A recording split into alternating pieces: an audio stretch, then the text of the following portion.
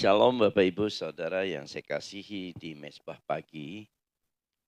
Ya, kita sudah berada di awal bulan Juli di tahun 2024 ini ya. Tanpa terasa sudah masuk di bulan yang ketujuh. Ya, waktu begitu cepat tentunya ya. Hmm. Ya, kita akan memasuki satu tema yang baru di bulan ini ya.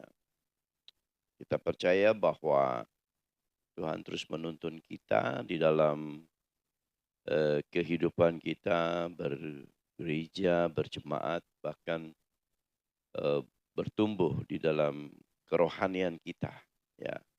Karena kita semua adalah murid-murid Tuhan. Kita harus belajar, kita harus mendengar, suara Tuhan, tuntunan Tuhan, ya, melalui Roh Kudus tentunya. Ya, konsep surga itu adalah berbeda dengan konsepnya dunia.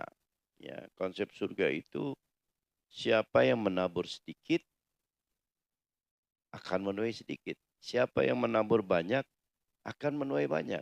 Ya, beda ya dengan konsep dunia. Konsep dunia itu hemat pangkal kaya. Jadi sangat bertentangan sekali ya antara dunia dan konsep surga ya. Ya, nah ini banyak orang percaya yang sesungguhnya belum percaya karena masih pakai konsep dunia. Ya. Karena konsep surga itu esensinya itu berbicara tentang iman, ya. Iman ini menjadi, sumbu bagi orang percaya, ya.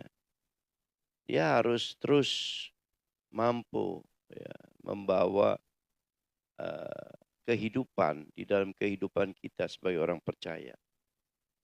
Dia harus terus ada, menopang, kehidupan kita sebagai orang percaya. Nah, jadi harusnya orang percaya ini pakai konsep Allah, yaitu apa? Menabur banyak akan menuai banyak. Saya mesti katakan pada pagi ini bahwa kita sebagai orang percaya ini harus sanggup ya mengerjakan apa yang Tuhan perintahkan. Ya, terutama di dalam hal memberi atau menabur ya. Ini orang menabur itu atau memberi itu bukan selalu harus dalam kelebihan ya. Bukan harus hidup sudah cukup baru kita lakukan taburan atau kita memberi. Ini yang perlu kita sadari bahwa menabur atau memberi di dalam kehidupan kita sebagai orang-orang percaya adalah dilandasi oleh iman. Ya, kalau Tuhan perintahkan kita untuk memberi, walaupun dalam keadaan kekurangan, tetap kita harus kerjakan, tetap kita harus lakukan.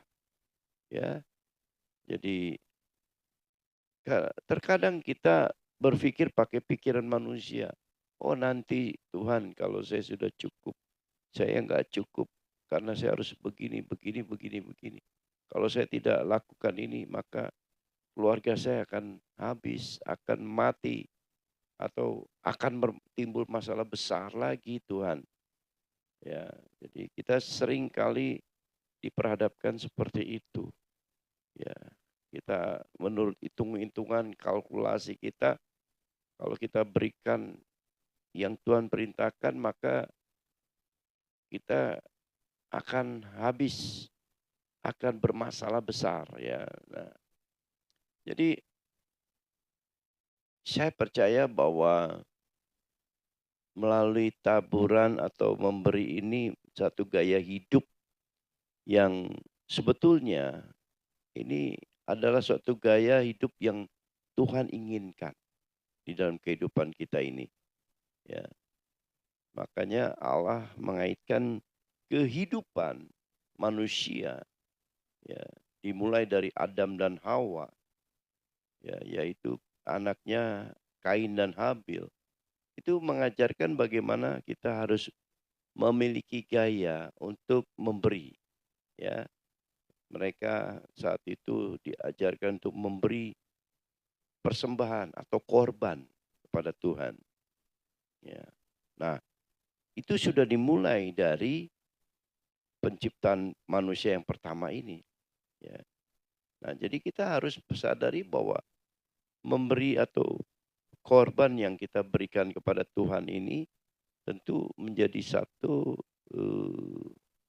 yang Tuhan tuntut dari kita. Ya. Jadi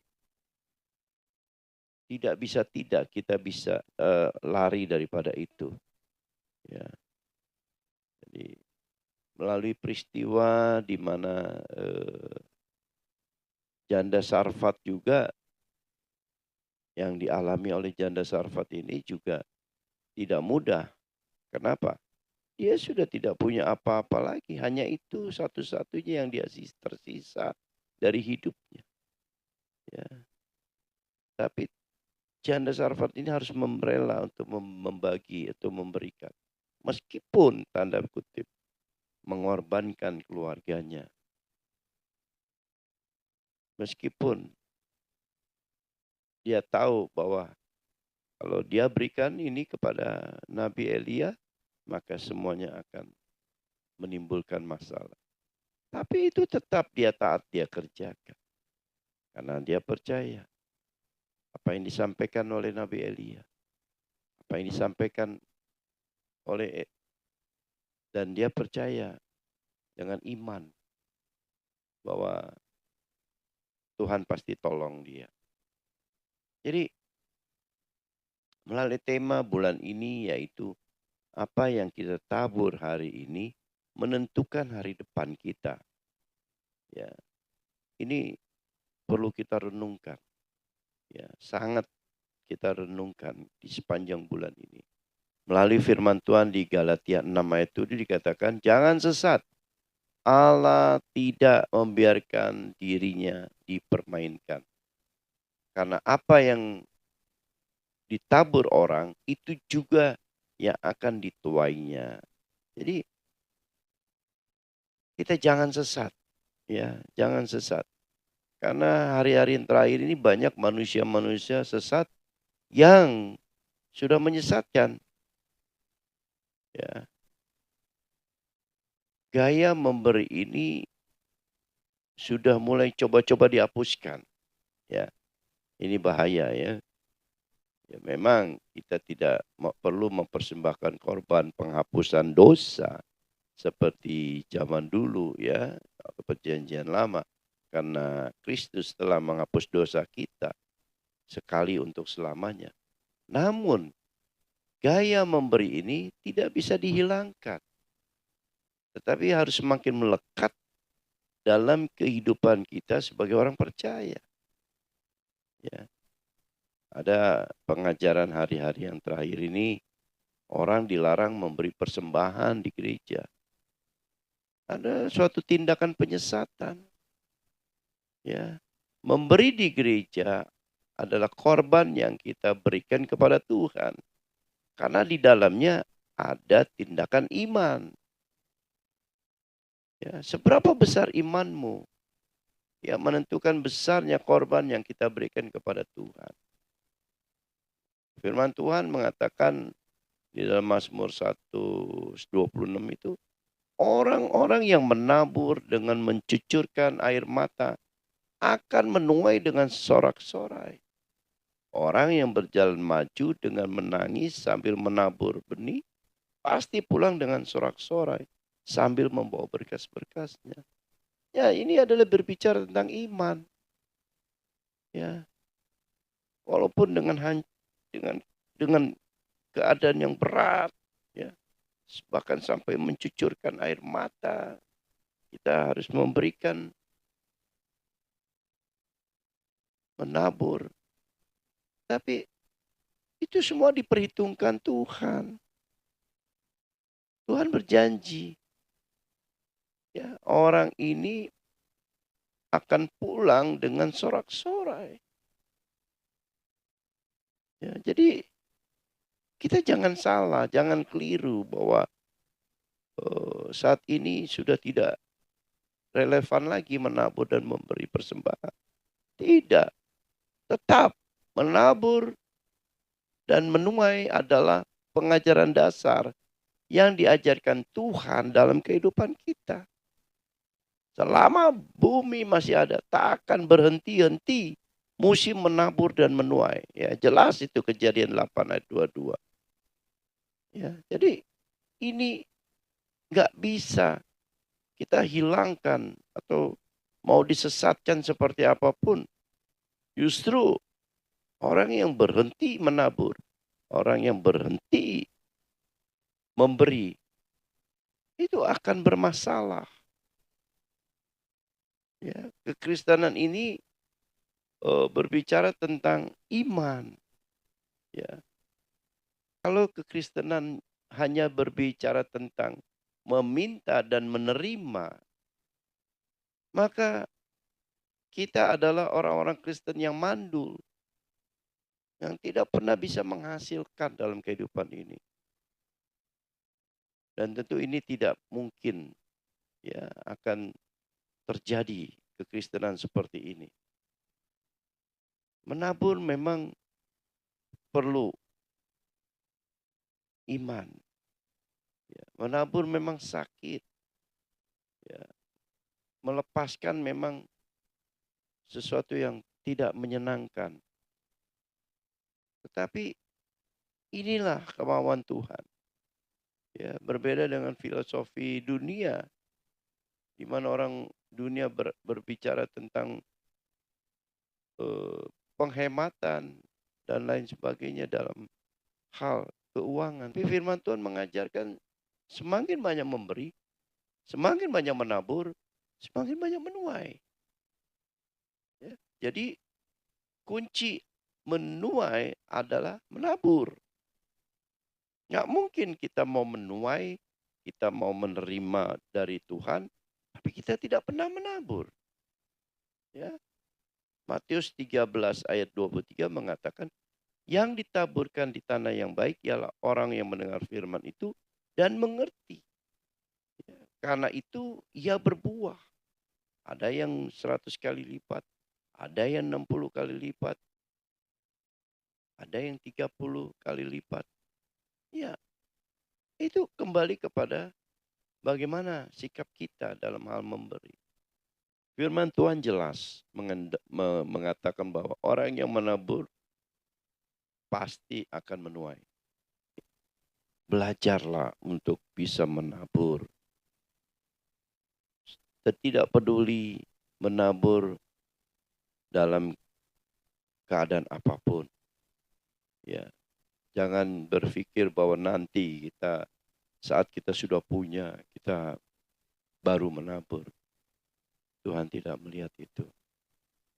Ya, pada kesempatan Yesus berada di bait Allah, Yesus duduk memperhatikan ya kotak persembahan di mana Yesus melihat ada orang kaya yang memberikan persembahan. Tapi ada juga orang miskin yang memberikan persembahan. Tetapi justru Tuhan masgul hatinya saat melihat orang miskin memberi dari kekurangannya. Ini berbicara hati, saudara.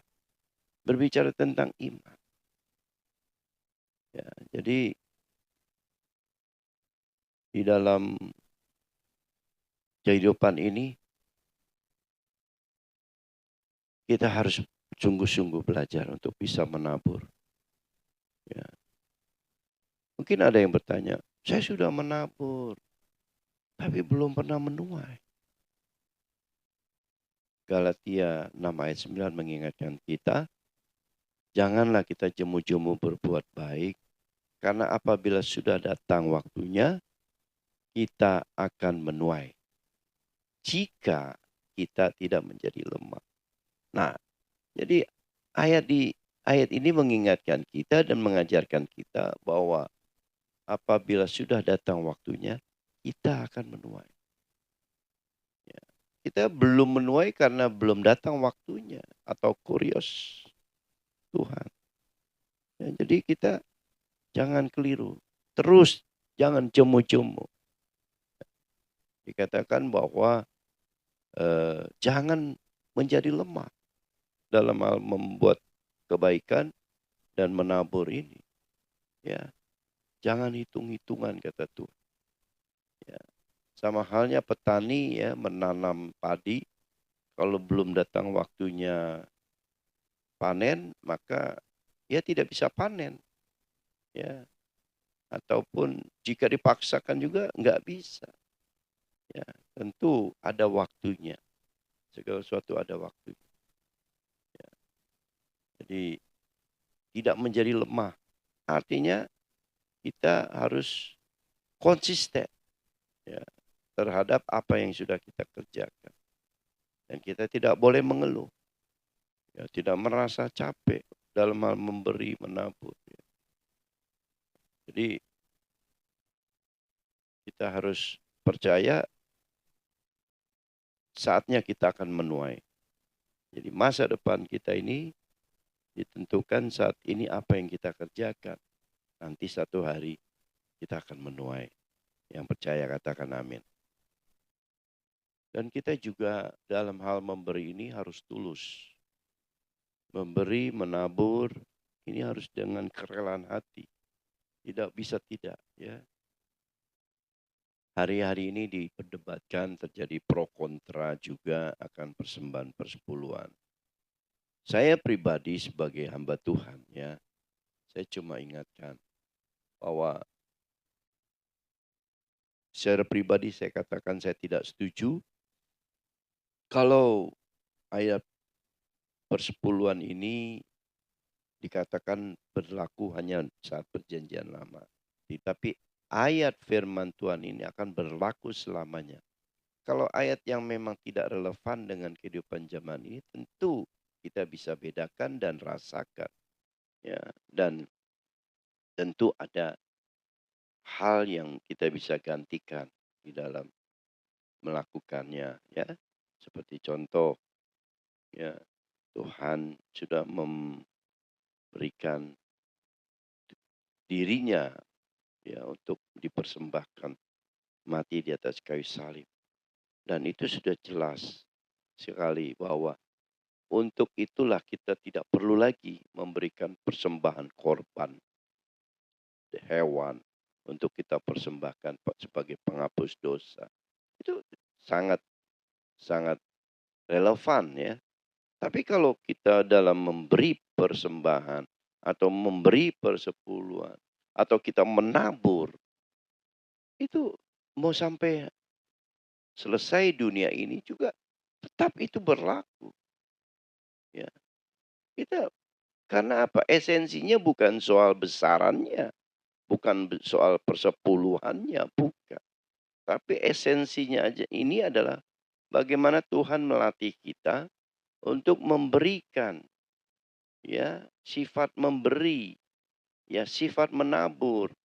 Ini harus dimiliki oleh kita sebagai orang percaya. Ya. Bukan bukan besarannya. Bahkan saya pernah baca di satu artikel di mana seseorang ini sudah tidak lagi bicara sepersepuluhan, tetapi dia memberikan semuanya, hampir 90% dari hartanya dia berikan kepada yayasan sosial. Ya, 90%. Jadi ini bukan bicara tentang angka, tetapi bagaimana tindakan iman seseorang dalam hal memiliki gaya hidup memberi dan menabur. Ya, dia sadari, orang ini menyadari bahwa apa yang dia miliki itu berasal daripada Tuhan. Semuanya milik Tuhan. Ya, saya juga pernah diperhadapkan dengan situasi yang seperti itu, di mana seseorang telah melakukan sesuatu kepada saya dengan angka jumlah yang cukup besar, ya, yang menurut saya ukuran sebar adalah sangat besar, dan secara pribadi, tentu kehilangan nilai tersebut secara hitung-hitungan dunia itu akan bermasalah besar. Dan saya punya saya punya kesempatan untuk menghakimi atau menuntut orang ini untuk mengembalikan, kalau tidak bisa kita bisa saja taruh ke jalur hukum. Tetapi Tuhan mengatakan apa kepada saya? Itu bukan uangmu, itu bukan milikmu. Disitulah saya sadar bahwa apa yang kita miliki ini adalah milik Tuhan. Jadi kita harus bisa memiliki hati yang rela untuk memberi. Kita harus memiliki hati yang rela untuk menabur. Kita harus sadari bahwa persembahan itu memiliki kuasa. Ya. Apa yang maksud dengan kuasa persembahan? Mari kita coba lihat di Maliakhi 3 ayat 10 dan 11. Dikatakan apa? Bawalah seluruh persembahan persepuluhan itu ke dalam rumah perbendaharaan, supaya ada persediaan makanan di rumahku, dan ujilah aku, firman Tuhan semesta alam. Apakah aku tidak membukakan bagimu tingkap-tingkap langit dan mencurahkan berkat kepadamu sampai kelimpahan. Yang ke-11, aku akan menghardik bagimu belalang-belalang pelahap, supaya jangan dihabisinya hasil tanahmu, dan supaya jangan pohon anggur di padang tidak berbuah bagimu, firman Tuhan semesta alam. Jadi sangat jelas sekali saudaraku. Kuasa persembahan kita adalah bagaimana dengan memberi persembahan, maka menghadirkan kuasa Allah. Haleluya. Ya. Jadi yang pertama apa? Satu, tingkap-tingkap langit akan terbuka. Tuhan akan curahkan berkat sampai berkelimpahan. Yang setuju dan percaya katakan amin.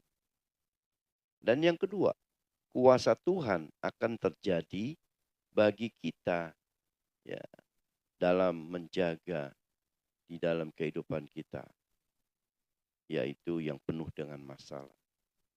Apa masalah kehidupan kita? Sakit penyakit. Ya, orang yang orang yang tidak bisa memberi, ya, orang yang tidak mau memberi, maka kuasa Tuhan tidak akan pernah ada dalam hidup. Perlindungan Tuhan juga tidak berlaku dalam hidupnya.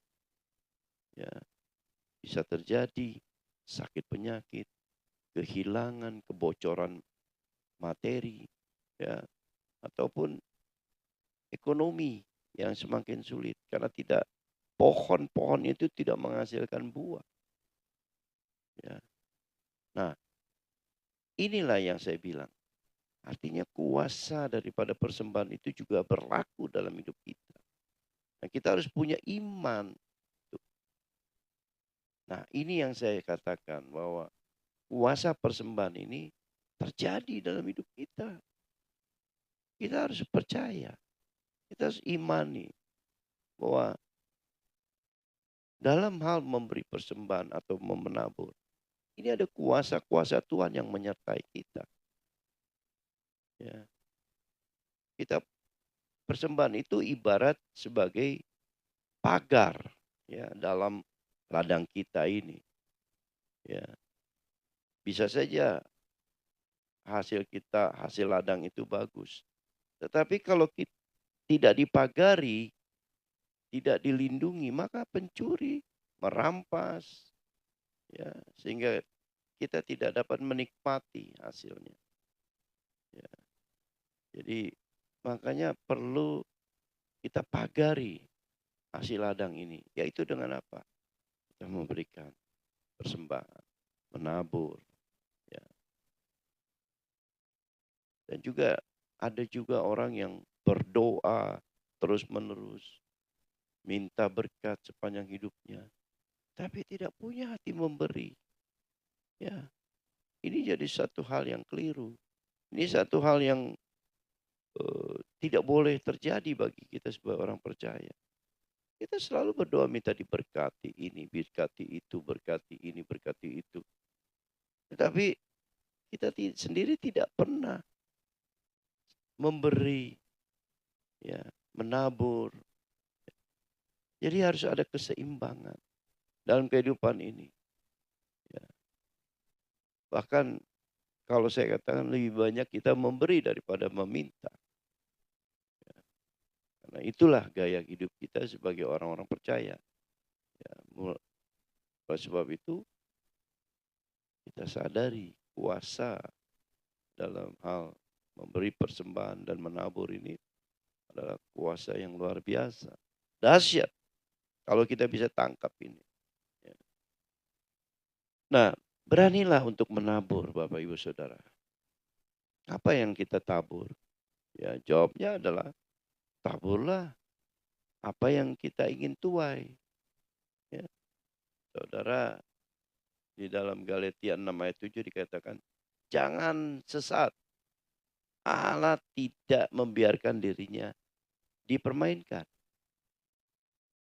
Karena apa yang ditabur orang, itu juga yang akan dituainya. Artinya, jika saudara ingin menuai kebaikan, taburlah kebaikan. Ya, jika saudara ingin hidup dalam berkat Tuhan, maka belajarlah untuk memberkati orang. Ya, jadi jika kita ingin juga diperhatikan orang, belajarlah juga memperhatikan orang. Ya. Jadi apa yang kita inginkan, itu juga yang kita harus kerjakan dalam kehidupan ini. Ya, ya ini diperjelas juga di Matius 7 ayat 12.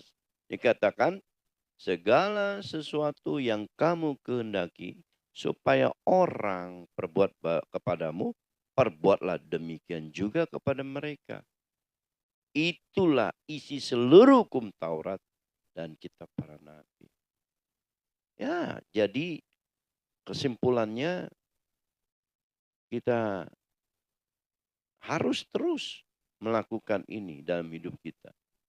Memberi, menabur, ya. Ini menjadi satu gaya hidup kita. Korban. Karena kita melepaskan atau memberi itu ada nilai korbannya di dalamnya. Nah, itulah ciri-ciri orang yang beriman. Ya. Ciri orang beriman ialah jika kita sudah sanggup untuk memiliki gaya kehidupan menabur, bukan meminta. Ya. Menabur adalah kunci untuk menuai. Maka taburlah apa yang hendak engkau tuai. Jadi saya percaya kita juga belajar nanti akan hamba-hamba Tuhan di mesbah pagi ini akan mendapatkan lagi rema-rema dalam hal memberi dan menabur ini. Ya. Dan satu lagi mungkin kita juga tidak perlu memusingkan uang atau taburan yang sudah kita berikan atau sudah kita lepaskan. Ya. Lalu itu bukan urusan kita lagi. Misalkan gereja atau yayasan atau orang itu mempergunakan yang uang atau materi atau apapun kebaikan kita yang kita sudah berikan lalu disalahgunakan oleh orang itu bukan urusan kita. Ya. Kalau kita sudah lepaskan sudah. Itu selanjutnya biar itu urusan mereka dengan Tuhan. Jadi kita nggak perlu lagi memusingkan hal-hal seperti itu. Ya, biar saja itu bukan urusan kita. Ya, itu urusan Tuhan. Karena itu sudah menjadi milik Tuhan. Ya, Tuhan bisa menjaga ya apa yang eh, Tuhan miliki tentu ya. Jadi bukan urusan kita lagi. Kita nggak perlu jadi hakim atas mereka. Jadi, sebab itu kita belajar bulan ini, ayo kita belajar, kita gali untuk memiliki hati yang sanggup menabur. Kita belajar untuk memiliki hati yang bertumbuh di dalam iman. Kita belajar 1 bulan ini eh, hidup untuk rela. Kita bisa berbagi kepada orang lain. Ya. Dan juga kepada Tuhan tentunya. Ya. Jadi karena apa yang kita tabur menentukan masa depan kita. Ya, seperti kita mau nanam pohon. Pohon itu tentu mau pohon ini bertumbuh. Pohon yang menghasilkan buah yang terbaik itu yang kita harapkan. Maka kita harus memiliki bibit yang baik. Kita harus menanam bibit yang baik. Dan bukan hanya menanam bibit yang baik, tetapi kita juga harus memberikan pupuk, memberikan air, ya, yang tentu pupuknya juga harus terbaik, ya, sehingga terus kita tanam, kita pelihara, sehingga pasti satu hari pohon ini akan menghasilkan buah-buah yang terbaik dalam hidup kita. Mari kita berdoa. Puji syukur kepada Engkau Tuhan, hamba sudah sampaikan apa yang seharusnya hamba sampaikan, bahwa memberi dan menabur ini menjadi satu gaya kehidupan yang harus kami lakukan dalam kehidupan mengiring Tuhan. Kami tahu, kami sadari bahwa menabur dan memberi ini satu tindakan yang secara daging itu akan memberatkan. Tetapi justru Tuhan melihat apa yang kita beri, apa yang kita tabur. Itu juga yang akan kita tuai dalam masa-masa yang akan datang. Kami sadar bahwa kami harus terus memiliki gaya hidup yang seperti ini, yaitu menabur dan memberi. Dan kami belajar pada bulan ini, kami akan belajar untuk taat, semakin mendengar suara Tuhan, semakin berani bertindak, semakin memiliki iman yang kuat dan teguh. Karena kami tahu saat kau perintahkan untuk kami kerjakan, Engkau yang akan menuntun kami, bahkan Engkau yang akan pelihara hidup kami. Kami tidak takut Tuhan. Kami tidak mau menyerah untuk tidak konsisten dalam hidup ini. Kami terus konsisten untuk menjadi alat-alat-Mu di mana untuk menjadikan hidup kami ini semua adalah alat-alat Tuhan. Di mana kami memberi yang terbaik dalam hidup ini. Dan kami percaya kami juga dimampukan untuk memberi yang terbaik dalam kehidupan ini. Karena pada saat kami memberi yang terbaik, maka Tuhan juga akan memberi yang terbaik dalam hidup kami. Terima kasih Bapa, terima kasih Tuhan. Kami serahkan mesbah pagi ke dalam tangan Tuhan. Khususnya terus Tuhan, berikan kami kesetiaan, konsisten untuk mengikut Tuhan. Belajar daripada-Mu Tuhan. Karena kami butuh Tuhan. Kami harus ikut apa yang Kau katakan. Semakin peka mendengar suara-Mu. Itu menjadi kerinduan kami Tuhan. Sehingga kami pada saat kami dengar suara Tuhan. Kami dengar apa yang Kau mau. Dan itu kami mau kerjakan dalam hidup kami. Karena kami butuh kehidupan yang diberkati bersama dengan Tuhan. Terima kasih Bapa. Di dalam nama Tuhan Yesus, kami berdoa, kami ucap syukur. Haleluya. Amin.